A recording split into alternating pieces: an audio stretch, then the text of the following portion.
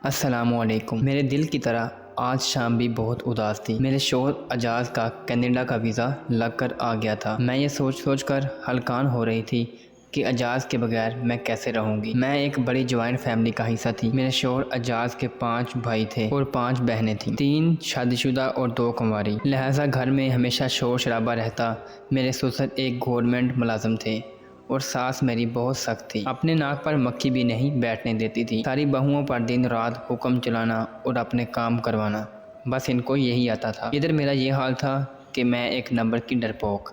تعلیم تو میرے میٹرک تک تھی، لیکن والدین کی بے وقت وفات کے سبب میری خالہ نے ہی مجھے پالا تھا، اس لیے میری شخصیت میں ڈر اور خوف نمایاں تھا۔ پھر جب اجاز کی اماں نے میرا رشتہ مانگا تو میری شادی کر دی گئی۔ ساس کا گھر نہیں بلکہ استبل تھا، جس میں افراد جانوروں کی طرح رہتے تھے۔ 3 کمرے تھے، ایک میں، ساس سسر، دوسرے میں دونوں جیٹھ۔ اجاز کی شادی کی تو صحن کے کونے میں ایک شیڈ ڈال کر دروازے کے نام پر ایک پردہ لگا دیا گیا۔ 2 وقت کھانا پکتا تو لنگر کی طرح، سب اس پر ٹوٹ پڑتے، کبھی مجھے ملتا کبھی نہیں۔ اوپر سے تانے سننے پڑتے، تیرا میاں کون سا کماتا ہے، اور جواب میں مجھ سے یہ بھی نہیں کہا جاتا تھا اس میں میرا کیا قصور۔ اجاز 2 سال سے بے روزگار تھے، بہت مشکلوں سے ان کا کینیڈا کا ویزا لگا تھا۔ ہمارا ایک بیٹا بھی تھا، اور پھر جب کینیڈا کا ویزا آ گیا تو اجاز رخصت ہوتے وقت مجھے تسلیاں دینے لگے، وہاں جا کر اتنی محنت کروں گا کہ تمہارے سارے خواب پورے کروں گا، یہ بڑا گھر بناؤں گا تمہارے لیے اور اپنے بچوں کے لیے، اس میں تم راج کرو گی، اچھے کپڑے لاؤں گا تمہارے لیے۔ یہ کیا پلاننگ ہو رہی ہے؟ ساس اور نند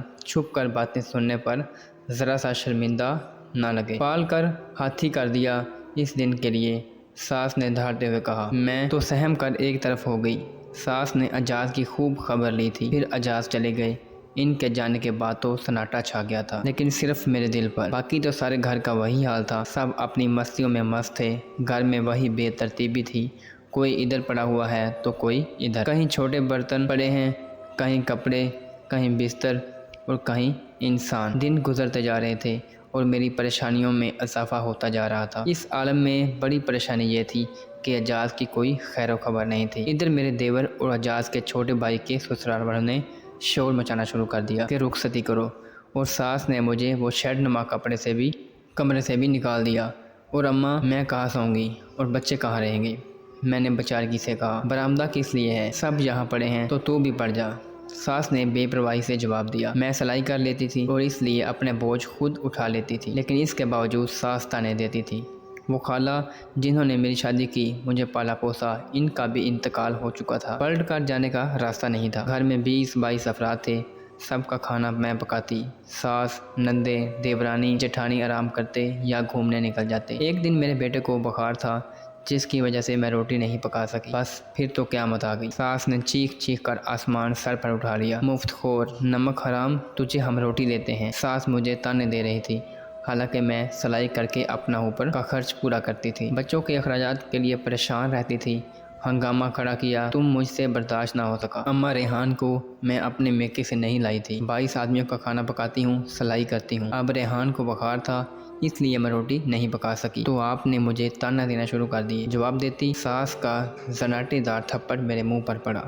اس وقت سسر بھی گھر میں تھے، انہوں نے بھی میرا جملہ سن لیا تھا۔ میرا وجود تو سب کے لیے کانٹا تھا، یہ بہترین بہانہ تھا مجھ سے چھٹکارا حاصل کرنے کا، اور سب نے مل کر مجھے گھر سے نکال دیا۔ میری جٹھانی نے میرا بستر اور سامان بھی گھر سے باہر پھینک دیا۔ بچے کو گود میں لیے سامان کے پاس حیران و پریشان کھڑی تھی۔ پھر میں رکشے میں بیٹھ کر صادقآباد روانہ ہو گئی، جہاں ایک دور پار کے رشتہ دار تھے۔ ان کے گھر پہنچی تو انہوں نے سرد مہری سے میرا استقبال کیا۔ رات ہو چکی تھی اور میری میزبان نے صاف لفظوں میں کہا تھا، میرے شوہر اس طرح کی باتوں کو سخت ناپسند کرتے ہیں، رات گزار لو لیکن صبح اپنا بندوبست کر لینا۔ یہاں بھی قیام کے لیے برآمدہ ہی تھا۔ اس رات بلا کی سردی تھی اور اپنے چھوٹے بچے کو ساتھ میں لے کر میں ٹھٹھرتی رہی۔ کھانے کے لیے بھی رسما پوچھا، اس لیے میں نے انکار کر دیا تھا۔ وہاں محلے کی دکان سے بسکٹ کا ایک پاکٹ اور کچھ کھانے کی چیزیں لے لی تھی، جنہیں کھا کر بچے کو لے کر بستر میں دبک گئی۔ بستر میرا اپنا تھا۔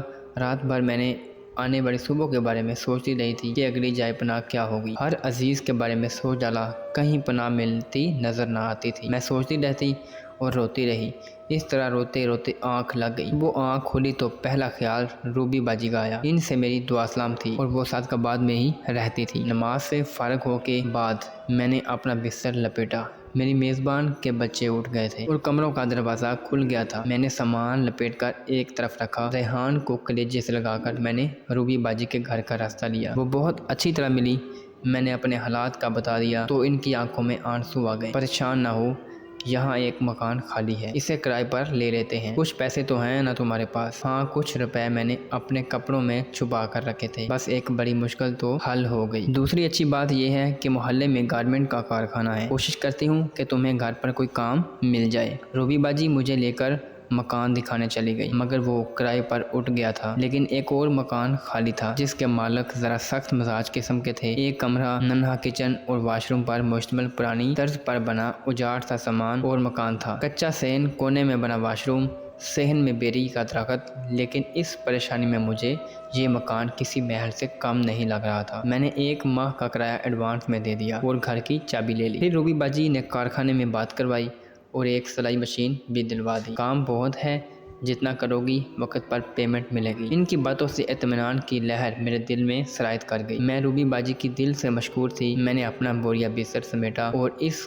گھر میں شفٹ ہو گئی۔ ننھا ریحان اس وقت 2 سال کا تھا۔ میں نے کمرے کے کونے میں بستر بچھا دیا۔ پرس میں کاغذ قلم تھا، اسے نکال کر ضروری سامان کی لسٹ بنائی۔ ریحان نے صبح سے کچھ نہیں کھایا تھا، اس کا بھوک سے برا حال تھا۔ بھوک سے بچے کا چہرہ اترا ہوا تھا۔ بس بیٹا، ابھی کھانا بناتی ہوں۔ بازار قریب تھا، بچے کو لے کر میں ضروری چیزیں، راشن اور ایک وقت کا سالن روٹی خرید لائی۔ ریحان کو دودھ دیا، تھوڑا سا کھانا خود دکھایا اور تھوڑا سا میں نے ریحان کو کھلایا۔ ریحان نے جب اپنی توتلی زبان میں پوچھا کہ اب ہم یہاں رہیں گے، دادی کے گھر نہیں جائیں گے، تو میرا دل کٹ کر رہ گیا۔ گیس تمام گھروں میں تھی لیکن میرے کچن میں نہیں تھی۔ مالک مکان نے دینے سے انکار کر دیا تھا، اس لیے اپنا سلنڈر جلانا پڑتا تھا یا لکڑیاں کولے جلا کر کھانا پکانا پڑتا تھا۔ لیکن ایک اچھی بات یہ تھی کہ سلائی کے پیسے اچھے مل جاتے تھے۔ حالانکہ کپڑے سی کر تھکن سے میرا برا حال ہوتا جاتا تھا، لیکن جب پیسے ملتے تو ساری تھکن دور ہو جاتی۔ جب کوئی شریف عورت اکیلی ہوتی ہے تو اسے بہت محتاط رہنا پڑتا ہے۔ میں بھی بہت احتیاط کرتی تھی۔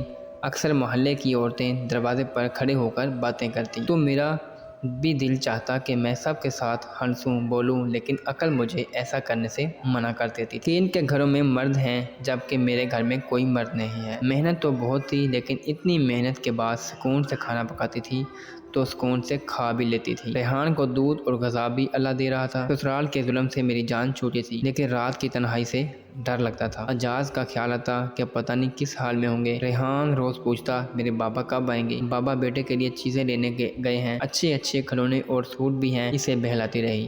وقت گزرتا رہا اور ریحان 4 سال کا ہو گیا۔ اب تو قریبی اسکول میں میں نے ریحان کا داخلہ بھی کروا دیا تھا۔ جس دن ریحان کا اسکول میں داخلہ ہوا تھا میں بہت روئی تھی۔ مجھے اجاز بہت یاد آئے تھے۔ اجاز کا گھر یہاں سے بہت دور تھا، وہاں جانا نہ صرف مشکل بلکہ خطرے سے خالی نہ تھا، ورنہ دل بہت چاہتا تھا کہ جا کر پتہ کروں کوئی خیر خبر آئی ہے یا نہیں، کیا پتہ اجاز کس حالت میں ہوں گے۔ میرا دل بہت پریشان تھا۔ میرے گھر کے سامنے ایک فیملی رہتی تھی، ان سے میری اچھی ایک الیک سلیک ہو گئی۔ کبھی وہ باجی میرے گھر آ جاتی تو گھر میں رونق ہو جاتی، یا کبھی ان کے گھر چلی جاتی تو دل بہل جاتا۔ اس طرح تھوڑی جان پہچان ہوئی اور عید بقرہ عید پر آنے جانے لگے۔ ایک دن کسی طرح وقت نکال کر میں ساس کی طرف گئی تاکہ اجاز کے بارے میں کچھ پتہ کر سکوں۔ وہاں اجاز کی واپسی کی تو کوئی خبر نہیں ملی، مگر ایک دردناک حادثے کے بارے میں پتہ چلا کہ گھر میں جو آتش بازی کا سامان بنانے کا کام میرا دیور کرتا تھا، اس میں دھماکہ ہو گیا تھا، جس میں میری ساس سسر، دیور دیورانی،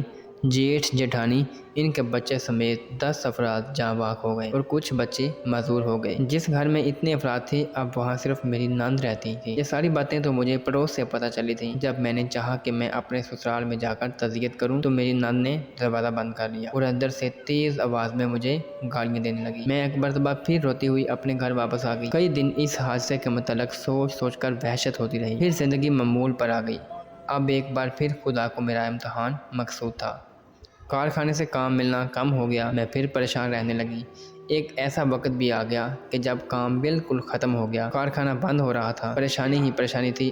اب تو 2 وقت کی روٹی کے بھی لالے پڑ گئے تھے۔ ان حالات میں میں ریحان کے اسکول کی فیس کیسے دیتی؟ اکثر پڑوسن کہتی تھی کہ جس مکان میں رہتی ہوں یہ اعصاب زدہ ہے۔ ان کے مطابق اس مکان میں کسی کو خوش نہیں دیکھا گیا۔ اب میرے ذہن میں یہ خیال گھر کر رہا تھا کہ کہیں یہ پریشانی آصیب کی وجہ سے تو نہیں۔ ایک روز میں نے سامنے والی سے باتوں ہی باتوں میں پوچھا، خالہ کیا یہاں جنات رہتے ہیں؟ تو وہ مسکرا کر خاموش ہو گئی۔ پھر انہوں نے بتایا کہ یہاں ایک ڈاکو مارا گیا تھا۔ جب ہماری لائن کے مکانات بن رہے تھے تو یہاں ایک پولیس مقابلہ ہوا تھا اور ایک ڈاکو مارا گیا تھا۔ کہتے ہیں وہ یہی سیر تعمیر گھر میں رہتا تھا جو تمہارے پاس ہے۔ وہ گھر اس میں چھپا ہوا تھا، اسی میں قتل ہوا اور لوگ کہتے ہیں کہ اس کی روح پھرتی ہے۔ ایک تو تنگ دستی اور اب دوسری فکر لگ گئی تھی، مگر میں ایسی باتوں پر زیادہ یقین نہیں رکھتی تھی۔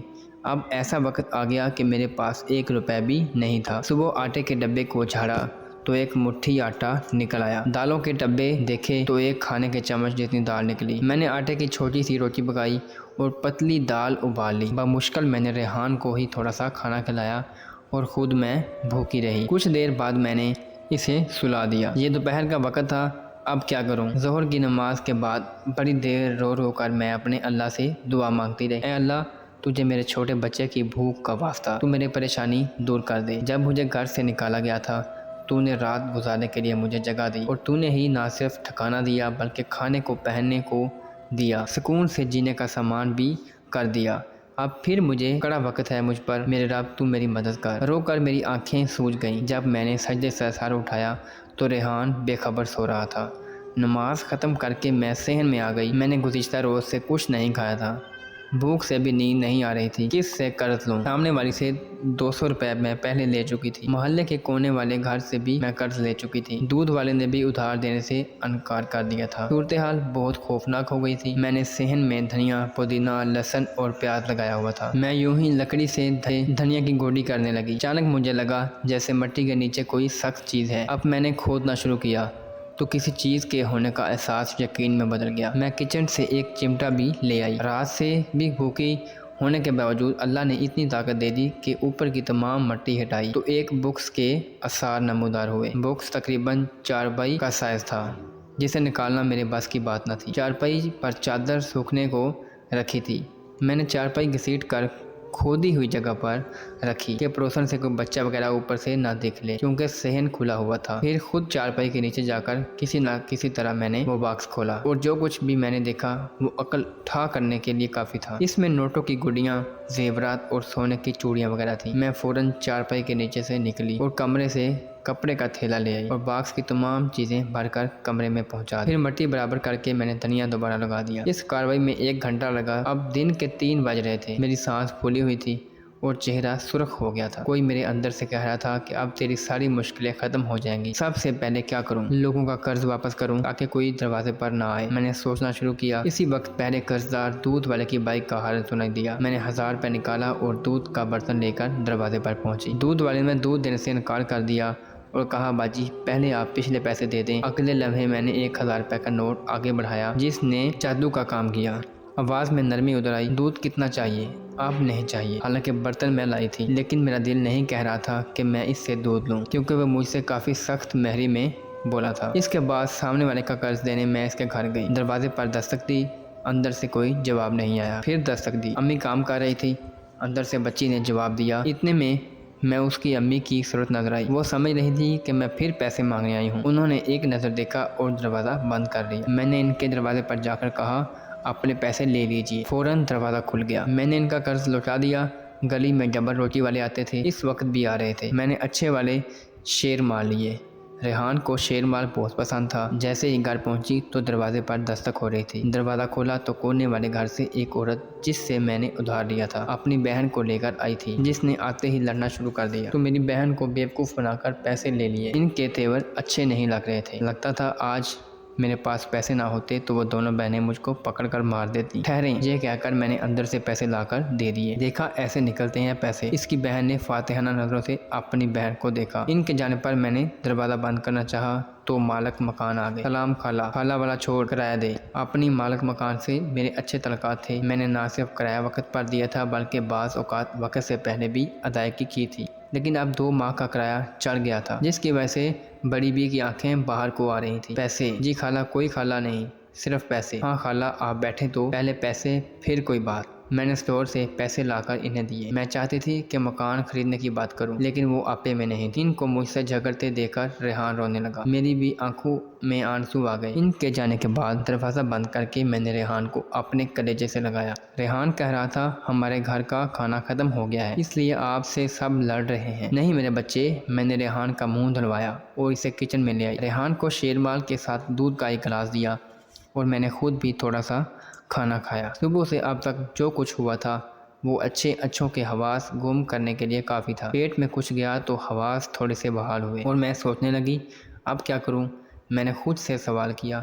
بس ایک بے بس مجبور عورت تھی۔